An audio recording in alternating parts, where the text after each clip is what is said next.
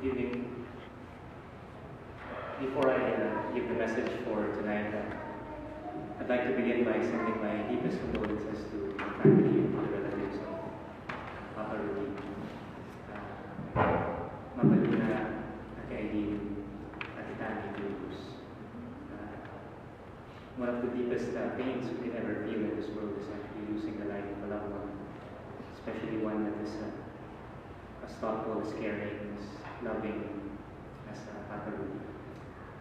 In Ecclesiastes chapter 3, verses 1 to 2, talks about a time of death. And Ecclesiastes 3 reads, "There is a time for everything, a season for every activity under heaven. There is a time to be born, and there is a time to die." One of the things that Kuya Bruce was telling me a while ago was that Papa Rudy, his great experience was back in the Philippines during the Japanese occupation. And it was a time during the war. And during that time, it was a very uncomfortable life.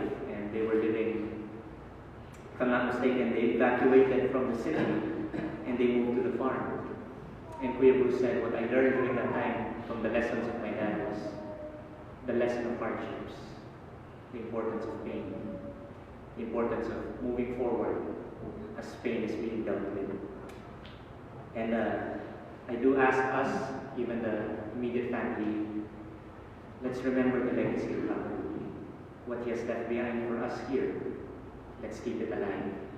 Let's share it with our children, share it with one another. Give the stories and the lessons that you've learned and pass it on to your children.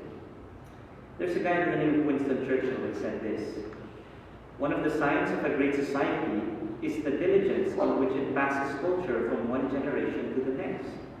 This culture is the embodiment of everything the people of that society hold dear. When one generation no longer esteems its own heritage, and it fails to pass the torch to its children, it is saying in essence that the very foundational principles and experiences that make the society what it is are no longer valid.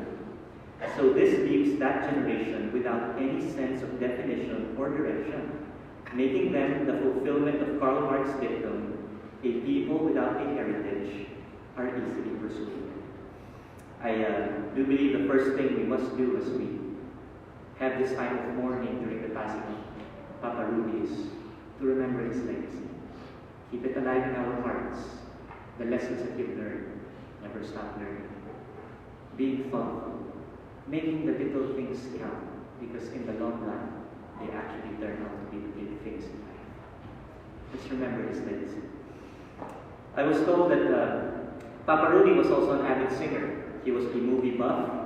He was also a bookworm. So while I was preparing for today, I was reminded again of another great man.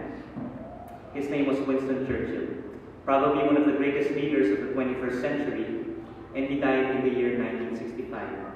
If you would just allow me to take the next few minutes to share to you one of them, or rather, the memorial service of Winston Churchill. His funeral service was in St. Paul Cathedral in London, England. And the amazing thing about it is this: Winston Churchill planned his entire funeral service before he died. Amazing, isn't it? He did not only celebrate his birthdays, but he also planned for his death day. Now, how did he plan for his funeral day? When the service ended, the Archbishop raised his hand, spoke the final benediction. And so when the Archbishop's hand came down, a lone trumpeter stationed high on the cathedral began playing taps. Now, taps is the music we hear when a soldier dies. Most of us are probably familiar with the song. And it's the tone saying goodbye. The lyrics go something like, go to sleep, soldier boy, you can rest now. As taps is being played, the casket of Winston Churchill is lowered through the floor, where it will be taken somewhere else for the burial.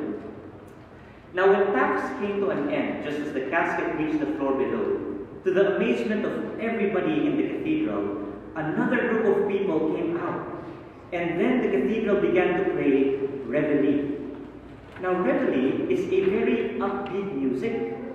And the lyrics go this way. You've got to get up. You've got to get up in the morning. Now that is probably the sense of humor of Winston Churchill. Or perhaps it is his message to his country. Or perhaps it's a message to his family. A message to his loved ones, his friends, his relatives. Yes, I've died. I'm now with the Lord. But you've got to get up. Churchill somehow understood real life. That life does not end with taps. That there is remedy. There is life after death. I do have one prayer for the family today. And my prayer is this. I pray that as you grieve, maybe for the next days, weeks, or maybe the next months, I pray that you grieve with hope. Because to grieve with hope means you hear both music. You hear taps and you hear remedy. And to grieve with hope, it says in Isaiah 61 verse 3, for those who grieve, to bestow on them a crown of beauty instead of ashes, the oil of gladness instead of mourning, a garment of praise instead of spirit of despair. They will be called oaks of righteousness. D.L. Moody said, a guy who passed away in the year 1899, he said, someday you will read in the papers that D.L. Moody, east of Northfield, is dead. Don't believe a word of it, because at that moment, I shall be alive more than now. I shall have gone up higher, and that is all out of this old clay body, into a house that is immortal, a body that death cannot touch, that sin cannot taint, a body fashioned unto his glorious body. That which is born of the flesh may die, but that which is born of the Spirit will live forever. Papa Ruby, he is now in a better place. He is now departed from this world, and he has now transferred locations. He is now in eternity. He feels no longer any pain. He feels no longer any pressure. He feels no longer anything bad in this world. He is in a much better place now. Scripture says in Psalm chapter 90, there is just two definitions of death in the Scriptures. It said the first definition is that people just sleep. Lazarus has slept, and he has passed away. The other definition is departing. Paul said in Scripture, I am now departing, I am leaving this old place, and I am now on my way to a new place. The same thing I do believe is happened to Papa Rudy. And Psalm chapter 90 tells us this, Lord, you have been our refuge in every generation. Before the mountains were born, before you gave birth to the earth and the world, from eternity to eternity, you are God. You return mankind to the dust, saying, return, descendants of Adam. For in your sight 1,000 years are like yesterday, like a few hours of the night. You sweep men in the sleep of death, they are like the new grass of the morning. Though it springs up in the morning like new, by evening it is dry and withered. Our lives last about 70 years, or if we are strong, 80 years. Even the best of them are filled with struggle and sorrow, but indeed they pass quickly, and we fly away. So teach us to number our days carefully, so that we may develop wisdom in our hearts. Let your work be seen by your servants, your splendor by your children. Let the favor of the Lord our God be on us. Establish the work of our hands. Yes, Lord, establish the work of our hands. Now, how to remember Papa Ruby's legacy? To number our days is to measure the time left in life and to make every day count. For those of us that have families still here, let's make our days count. It's based on the recognition that life is short, and the goal of numbering our days is a heart of wisdom. We are conscious of life being short. We learn to make choices through which God can establish the work of our hands, and so that is producing something valuable to those that follow after us and to those that honor God. The first message I'd like to leave with you tonight is, remember his legacy. Keep it alive. Pass it on to your children. I do believe he has 5 grandchildren, or 6 on the way. akala ko yung pagsiksik ko yun. Maybe very soon. But pass it on. May his grandchildren remember his life. But probably I'll end with the second thing that I'd like to share to you tonight. The second thing for tonight is to rely on the sustaining grace of God. You see, there was a man by the name of John Newton, and he said, whenever you get to heaven, you will get to realize that there are 3 wonders in heaven. Ito lang po. He says, the first wonder you will see is that you will see many people there whom you did not expect to see. The fact that when you get there, parang pagtingin mo sa kanila, nandito ka pala, ginagawa mo dito. Yun po yung una. The first wonder is to see people you never expected to see.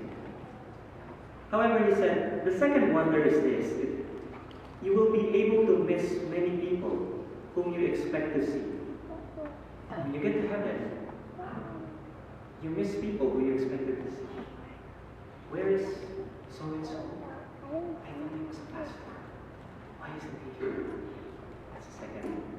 But you see, John Newton said, the third wonder and the greatest of all will be to find yourself there. When you get to heaven, that's the greatest wonder of all.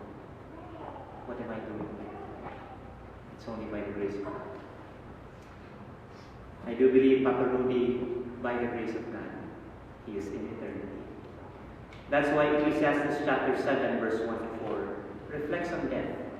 And Scripture says, in the same way, the day you die is better than the day you were born. It's better to spend your time at funerals than at festivals, for you are going to die, and you should think about it while there is still time. Sorrow is better than laughter, for sadness has a refining influence on us. A wise person thinks much about death, while the fool thinks only about having a good time now. Papa Rudy's time came already, and he has departed this world into the next life. Our time has not yet come, but one day our time will come as well. And I do pray, and I do hope also that maybe our lives can somehow also make a huge impact the way Papa Rudy has made a huge impact on your lives today. J.D. Burns said this life is actually death, the next life is real living. I have been dying for 20 years, so now I am going to live. That's James Drummond Burns. Maybe I'd like to end with that thought that by the grace of the Lord, Papa Rudy is actually more alive now than he ever was. The time of pain, the time of suffering is already over. Now, it is the time of being free in eternity. And so as we do have our time of mourning and grieving, I do hope and pray that we grieve and we mourn according to that. That is the grace of the Lord and the hope that He has given us. There's just one last song we'd like to sing before closing this evening. I'd like to call Ate Joyce. She sings a song, Kailangan Ka.